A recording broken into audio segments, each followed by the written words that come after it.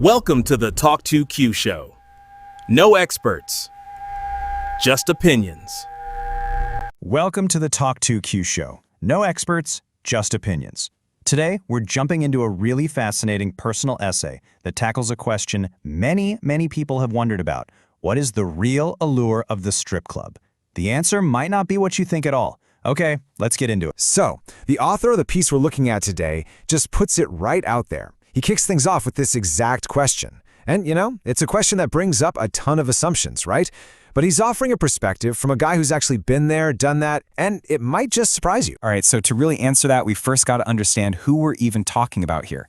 And on this point, the author is very specific. Yeah, he makes it crystal clear from the jump. We're not talking about the creepy, obsessive stalker types. Nope. His focus is on the average man, the guy who walks through those doors. He uses his own story to explain the mindset, positioning himself as one of these normal guys. And believe me, he's got the experience to back it up. His journey started pretty casually, just hanging out with friends.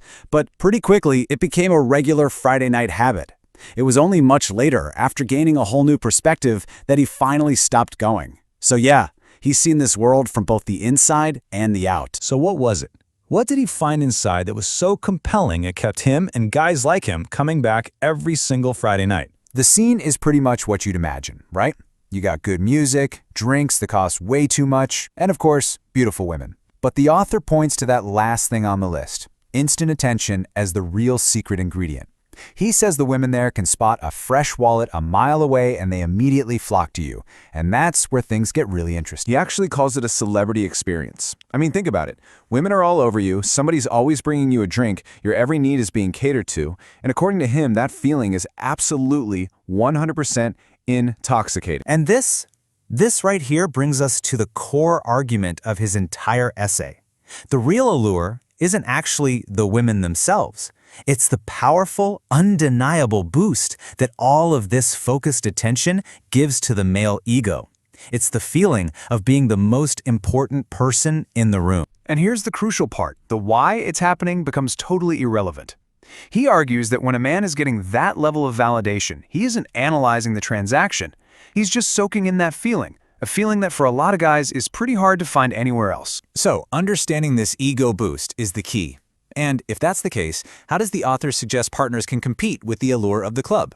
Well, he offers some very direct advice. He basically lays out this playful, almost step-by-step recipe for recreating the best parts of the club experience, but at home.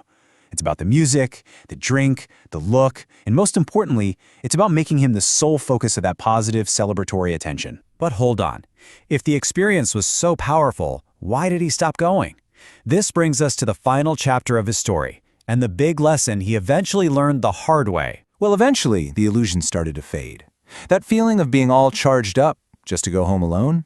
Yeah, that got old. But more than that, he started to really look around and see the men he did not want to become. He saw what he called the pathetic old men, still chasing that temporary feeling. He saw the stalker types he swore he wasn't. And he had this moment where he realized, I do not want to become that guy. He tells this one story about an older married guy in his 50s who was spending between $500 and $700 a week at the club. Just let that sink in for a second. It's a really stark reminder of the massive financial, and you gotta figure emotional, cost of chasing an ego boost that's only for sale. And this is his ultimate conclusion. It's really just a simple cost-benefit analysis. An investment at the club gets you a very specific, very temporary return. But investing that same energy, that attention, that appreciation at home, well, as he puts it, that yields a far more meaningful and rewarding return. So, this explainer leaves us with a pretty provocative idea to chew on. That men aren't falling in love with a person named Cinnamon or Trixie, but with the feeling those women give them. Is that a fair assessment?